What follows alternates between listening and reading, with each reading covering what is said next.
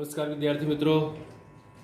विद्यार्थी मित्रों, आज के हम इस वीडियो में कक्षा 12 अर्थशास्त्र विषय पाठ 9 विदेश व्यापार में देखने जा रहे हैं भारत की आयात निर्यात होने वाली चीज वस्तुओं का स्वरूप। क्या देखने जा रहे हैं? भारत में आयात निर्यात होने वाली चीज वस्तुओं का स्वरूप की चर्चा करने जा रहे हैं। विद्यार्थी मित्रों, इस विभाग में विदेश व्यापार के स्वरूप का अर्थ व्यापार की रचना के रूप में लेंगे, अर्थात कि भारत की भौतिक आयात और निर्यात की रचना अथवा आयात निर्यात होने वाली वस्तुओं के प्रकार की हम यहाँ पर चर्चा करेंगे। आप देख पा रहे हैं कि भारत के विदेश व्यापार के स्वरूप की जांच करने से पता चलता है कि भारत जो 1951 में कम विकसित देश के रूप में जाना जाता था, भारत 1951 में कैसे देश के रूप में जाना जाता था? कम विकसित। वह 1980 तक विकासशील बना। क्या हुआ? 1951 में कम विकसित देश के रूप में जाना जाता था और 1980 तक विकासशील देश बना। 2000 के बाद वह तेजी से विकास करते अर्थतंत्र के रूप में अग्रिम पहचान बना लेता है। क्या बना लेता है? अग्रिम पहचान, आगे की पहचान बना लेता है। कम विकसित देश में प्रत्येक क्षेत्र में बड़े पैमाने पर आयात होता है। कम विकसित देश में प्रत्येक क्षेत्र में बड़े पैमाने पर वस्तुओं का क्या होता है? आयात होता है। 1950 और 1960 के दशक में, दशक का मतलब आपको अच्छी तरह से पता है, एक दशक में 10 साल होता है। कितने साल होते हैं विद्यार्थी मित्रों? 10 साल होते हैं। तो 1950 और 1960 के दशक में कमजोर कृषि क्षेत्र, कमजोर जहां पर साधन सुविधा यंत्रीकरण सिंचाई ना हो, कमजोर कृषि के कारण भारत में अनाज की आयात, भारत में क्या हुआ? अनाज की आयात अनेक बार करनी पड़ी। भारत में कृषि उत्पादन कम होने के कारण अथवा उत्पादन ना हो पाने के कारण या अन्य किसी और कारण से क्या हुआ? हमें दूसरे देशों से, भारत को दूसरे देशों से अपने देश में अनाज को मंगवाना, आयात करना पड़ा। साथ ही विकासशील आयात जैसे मशीन, टेक्नोलॉजी, निष्णातों की सलाह, सॉफ्टवेयर, स्पेयर पार्ट्स इत्यादि को बड़े पैमाने पर विदेशों से मंगवाना पड़ा। क्या करना पड़ा? विदेशों से इसे आयात करना पड़ा।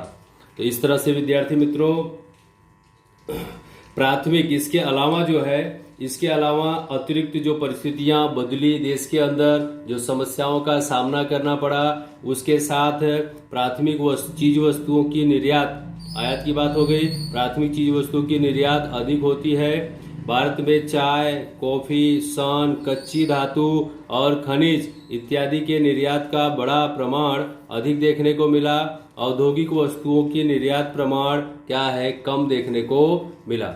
मतलब जो छोटी मोटी चीज वस्तुएं हैं उसका निर्यात अधिक देखने को मिलता है और बड़े पैमाने के जो औद्योगिक क्षेत्र हैं उनकी जो चीज वस्तुएं हैं उनका निर्यात कम देखने को मिलता है। तो छोटी मोटी चीज वस्तुओं से कितनी आय प्राप्त हो जाएगी?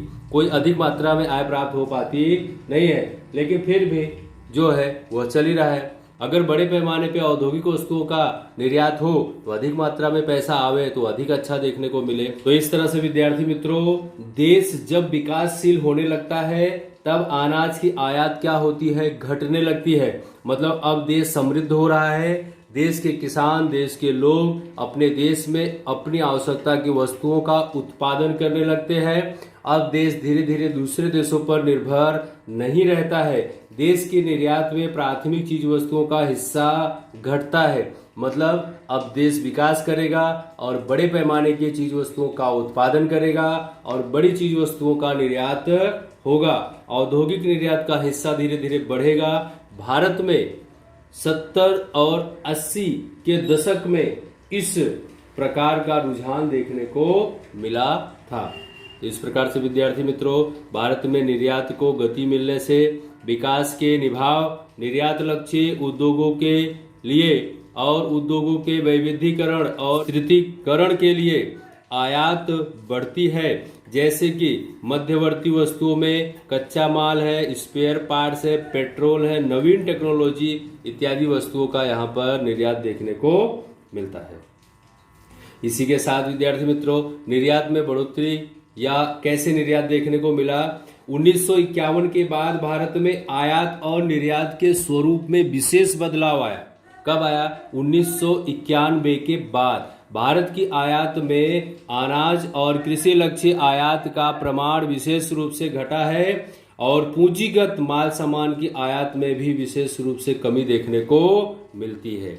तो विद्यार्थी मित्रों, इस तरह से यहाँ पे देख पा रहे हैं आप परंपरागत निर्यात जो पीढ़ी दर पीढ़ी निर्यात हो रही है, जैसे कि चाय, कॉफी, सन इत्यादि का कुल निर्यात में हिस्सा कम हुआ है और औद्योगिक तथा गैर परंपरागत निर्यात का हिस्सा बढ़ा है। उदाहरण के तौर पर क्या है? सॉफ्टवेयर का निर्यात अधिक देखने को मिला।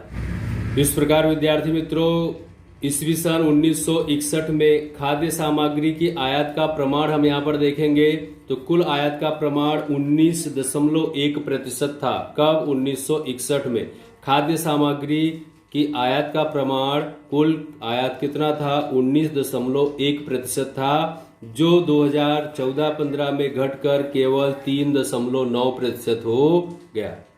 1960-61 में आयात की पूंजीगत, पहले हमने देखा खाद्य सामग्री, अब हम देख रहे हैं पूंजीगत माल सामान की आयात का हिस्सा 31.7% था, जो अपेक्षाकृत काफी ऊंचा रहा। जितनी अपेक्षा की गई थी उससे ज्यादा देखने को मिला और 2014-15 में घटकर 9.8% हो गया। उदाहरण के तौर पर सॉफ्टवेयर की निर्यात की बात यहाँ पर की जा रही है। ये जो घटाव या बढ़ा हमें देखने को मिला, भारत ने अनाज और अन्य खाद्य सामग्री के क्षेत्र में आत्मनिर्भरता प्राप्त कर ली। क्या कर लिया? आत्मनिर्भरता। जो दूसरे देशों पर निर्भर था वह अब स्वयं अपने ही देश में अनाज का और खाद्य सामग्री का उत्पादन करने लगा। अब दूसरे देश से आयात करने की जरूरत पड़ती नहीं है। विकास की गति में तेजी आने से भारत में पूंजी और पूंजी प्रधान चीज वस्तुओं भी बड़े पैमाने पर उत्पादन शुरू हो गया और जिसके फलस्वरूप परिणाम स्वरूप क्या हुआ? पूंजीगत आयात का प्रमाण विशेष रूप से घटा हुआ देखने को मिला, जो आपने अभी यहाँ पर 9.8% देखा। ठीक है, और इस कारण से 1960-61 में क्या हुआ? कुल आयात में पूंजीगत माल सामान की आयात का यहाँ पर आपने देखा 31.7 और 9.8 और जो निर्यात की मात्रा है काफी घटकर उदाहरण के तौर पे सॉफ्टवेयर की निर्यात यहाँ पर देखने को मिली। अन्य नई आयातों का प्रमाण जो है, जो नई वस्तुएं हैं उनका जो प्रमाण है 1960-61 में 2.2% था। अन्य जो भी हैं जो 2014-15 में 46.5% हो गया। अर्थात विकास के क्षेत्र में विविधता आने से, अलगाव आने से नवीन वस्तुओं की आयात क्या हो गई? बढ़ी है। और उसी प्रकार निर्यात के स्वरूप में भी बदलाव आया है। प्राथमिक क्षेत्र की वस्तुओं का निर्यात में हिस्सा 1960-61 में 44.2%, जो 2014-15 में घटकर 12.3% रह गया।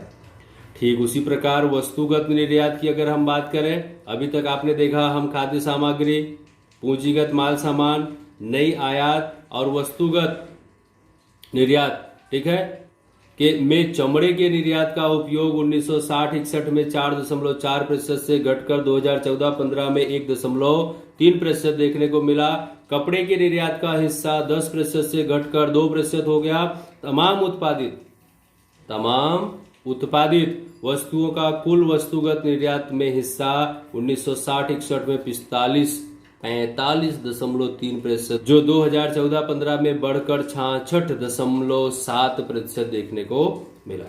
पेट्रोल से संबंधित निर्यात का कुल हिस्सा, निर्यात में हिस्सा 1960-61 में 1.1% था, जो 2014-15 में बढ़कर क्या हुआ? 18.5% देखने को मिला।